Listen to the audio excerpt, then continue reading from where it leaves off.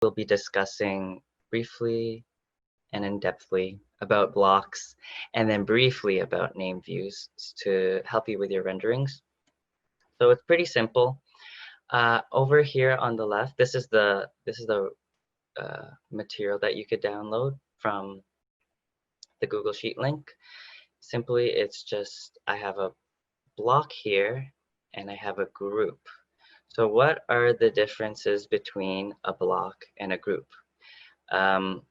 What they do similarly is that they can group individual elements together to be modified as a unit. So that's what they have similarly. The differences are that a block is, you can think of it as a definition of these elements. And so the block will have that definition of these boxes and extrusions, versus a group, it's basically just holding all them together. And what this does is that it also reduces your file size for the project file, because you're not, when you repeat these elements, you're not actually repeating the extrusions, you're repeating these definitions. So as long as Rhino knows what definition of your elements are, it'll be able to apply those to every copy of it and not have to copy the actual individual extrusions. I don't know if that made sense, but I'll show you what that does. So if I were to array these, let's type the array command and select 1 for your X direction, 10 for your Y direction, and 1 for your Z direction. Select a distance in which you want your array to choose. Click enter and you'll have 10 groups now, in which you can ungroup them, make your change such as deleting these 2 columns and creating a group again. The problem is now that your other items, other groups, are not reflecting the change to your one item. And so you'll have to ungroup each and make the changes and regroup them again. Whereas with the block, if you were to do the same command, array, X direction 1, 10 for Y, and 1 for Z, choose your distance and select. You have now 10 blocks, which are easily editable because each one has the same definition.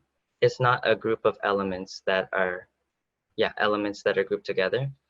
It's a definition of what you made your block.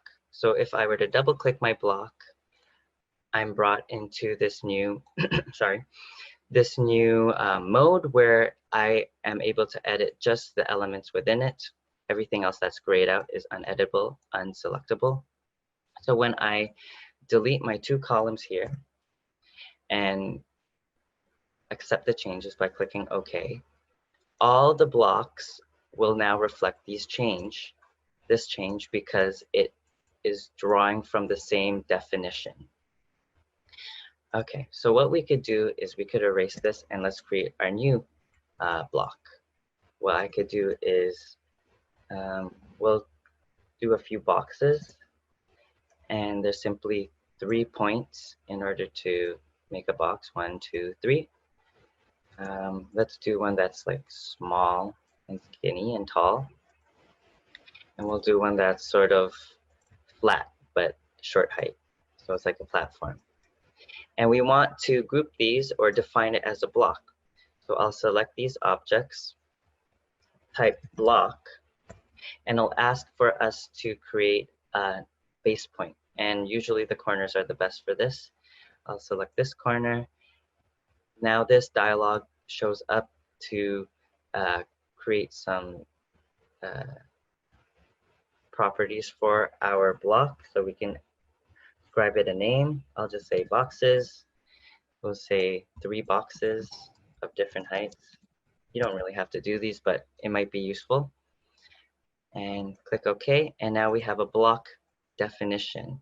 And you'll know this because in our properties panel, when we have this block selected, it's a block instance.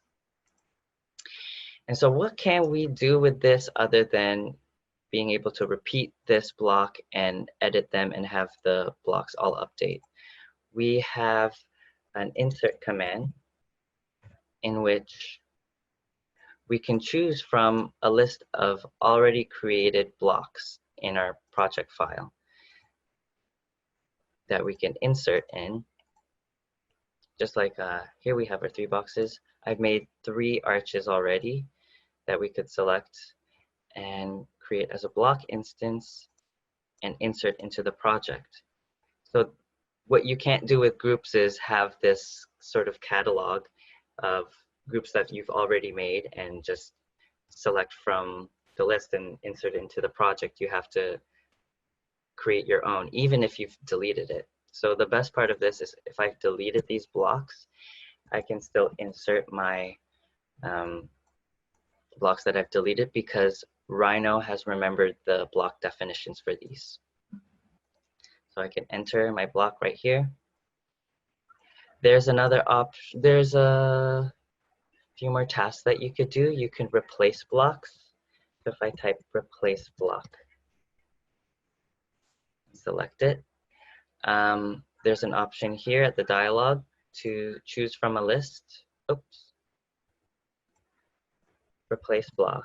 Yeah, so I have to select the block that I want to replace, select the list, and choose from the list that I've already had. So I'll change this to Arch 1. And now my block has changed to this new definition. Similarly, if I had a bunch of blocks placed, I'll insert 2 more. My box, insert again. Arch 2, okay. It's really good in navigating a project if you have many different blocks. So if you type cell block instance named, which is a long command, but if you select this, cell block instance named, you could choose from the list of blocks that are already in the workspace, and it will have it highlighted and selectable. So that's if you ever have a lot of blocks that are hard to select just by clicking, you could use cell block instance named. All right, and insert is not restricted to just blocks that have been created in that project file. We could also import using this folder button to the right of the drop-down. And so you can now create your own database of blocks and apply them to any project that you have. And it's a good principle because offices and architecture firms tend to have libraries where they have different models and families to drop into, such as furniture, because you don't ever want to load that into a project, starting a project, because then it'll have too much data inside. It'll make the file size a lot larger. So here I have a few arches that I've already created. This one I haven't loaded into, so I can open that. And there's a few options how you could load it. You could embed it, meaning that it'll just be a block that's created in your project, versus linked, which means because it's already an external file, if I were to make changes to this external file, we can update it into the project and it'll reflect those updates. So I'll show you what it is if it were linked. Okay, and press OK as well. And now we've brought in our linked block from a separate file. To manage these blocks, we will open the block manager function, and it'll show us all the blocks that have been made, even if they're deleted, in this project file. So you can see arch1, arch2, arch3, and this now arch4. What I want to show you guys is how if I edit this external file, which is for arch4, I'll delete my 3 rows here and save it. When we head back into this project file, we can now update, click update, and it'll hopefully show that this is now 3 rows less. Perfect. And so in this way, you could constantly manage all your blocks and not have to bring it into a project file in order to actually change it. You could change it in its own independent external file. With Block Manager, you're able to view the properties of each block, change their descriptions, whether they're embedded or linked, their name, that kind of stuff. So it's a good way of managing what blocks you've already created, and versus groups where you don't have any of these available editable properties. You're just having a collection of extrusions and elements and lines, versus these are actual definitions of these elements, and it's easier for Rhino to manage and reduce the file size. So another example here, I've created just 100 copies of this block. In another file, I've done similarly with groups of these elements. So if I were to deselect this, explode the groups. Ungroup the groups. Different with each software. I have 2,600 surfaces. That's a lot. And that'll reflect in your file size. So here my blocks is a nice 500 kilobytes versus my group full file is 25 megabytes already. So I really advise you guys to create blocks wherever you can, because not only do you have the ease of navigating and managing the blocks, but it's really going to mitigate how much computer power you need in order to work on these files. Eric, a question to you, Yeah. and probably we can discuss it with students. When you're building your model, say in Rhino, how do you plan what you're gonna create as a block and what you're gonna create as just like a part of the model? Like how do you determine, like, what's the logic? I would say two like approaches are, if you are going to have repeated elements, definitely use a block, because more times than not, your building or these elements are going to change. So you will only have to change the definition of one block in order to make changes globally. Say you have a set of louvers over a building exterior face, and if the profile changes for one of the louvers, that means all of the louvers are probably going to change. So making that one element into a block will ensure that you are accurate with your model and that all of the changes that are made are congruent with that one profile. And similarly, if you have a lot of components for a certain set of elements for a group, then you'll want to make that a block too, because it makes editing a lot easier when you have the block edit mode and all the items that are not within the block are uneditable, and you won't have to worry about accidentally moving a wall that's not part of your block. So those are the two approaches I'd say. If you have repeated elements and if you have masses or a set of elements that are kind of complex that need a lot of adjusting. Thank you. Okay. Yeah, so we've imported, we can also export our blocks in the block manager. So I've selected my arch one, click export, and I have it under this.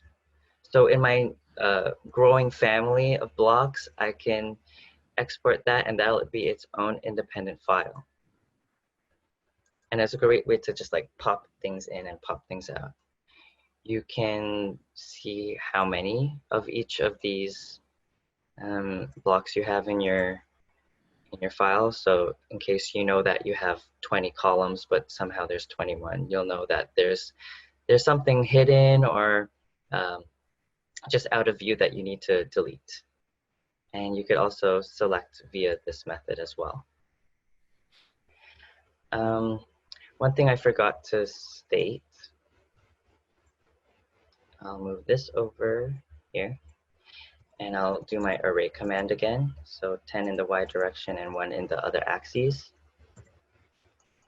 You don't have to necessarily edit this original block to make the changes. So I'll delete these items and click OK. You could select any that have the same definition and the changes will apply. So that also makes it easy to not have to navigate to the original, but just select any of the blocks that you have.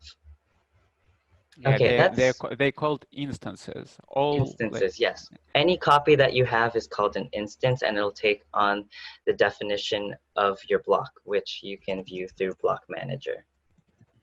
And so these are the definitions. Yeah. And I don't know, I wasn't here. Eric, did you mention the importance of how you choose the insert point for a block? Because sometimes, like the insert point, like the point which will be the anchor point for the block. So, for example, yeah. Okay, true. I'll go over that. So I can either select my block and choose block edit, or double click it to go into block edit mode. And it is important to know where your base point will be referenced, because if you have a lot of variations of the same arch and you select the same location to where this point will go, then it'll be easy to replace or exchange block definitions without having to worry about moving them to the right location. As long as the base locations are the same for these iterations, then switching between the two will be easy. Yeah, and also like as you told about louvers, right? Mm-hmm. So if you use your base point in the center and you change the size in the future, if you change the size proportion, if like still it will be the change size will be centered at the same point, and you do not need to change locations for your instances.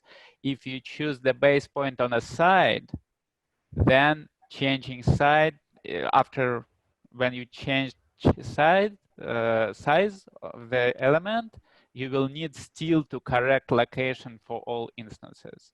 Right.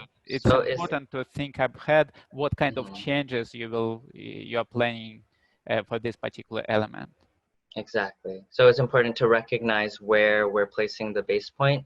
So in case some elements which have different lengths will be affected, that will determine where your placement is going to be. So for example, I'll do the replace block command again, and we'll select this block and choose from our list. If we placed it at the correct locations, at congruent locations, then these should switch nicely, but I don't know if that is the case. Yep. They should switch nicely and the anchor point remains the same. So I'm just undoing and redoing to show you. Okay, and now we'll quickly go through name views. You guys will be creating renderings, and it's helpful to not have to guess where your view was for your render if you created it and then needed to make a change, but you had to like rotate around and now sort of match it again. Instead, type name view and you'll have a floating dialog, which, delete this one for now, which will save that view for the viewport. So I could save this one right here as, let's say, rendering 1 exterior. And now I could have the freedom to move around, do my changes, double click, delete, etc. And instead of guessing where that view was, I will simply click this save view and it should go back to normal. What you guys might do is use or should do actually, is use a reference image in the background to help you determine what the scene and the perspective of your model against that image will be. So here in the properties panel near the bottom, labeled wallpaper, we can choose an image to which we can place in the background. I have, nope, that's Photoshop. I have this field of grass with a nice grim sky. But here I can determine how my model is going to be placed against the image so that when you actually bring it into Photoshop to merge it all together, it's not going to be a surprise how your model will fit into place. And you don't have to really tweak it now because you're doing all the tweaking in the modeling aspect of it. So say I want this as one of my images. Let's make this rendering 2. I also want one from the side profile, kind of like that. And that will be saved as its own viewport. Perfect. And I could cycle between all of these to do quick renderings and ensure that you're not guessing at this point. Everything is accurate and precise to how you've placed it in the first place. Okay, and I think that's all. To toggle between having this image shown and not, just select these checkboxes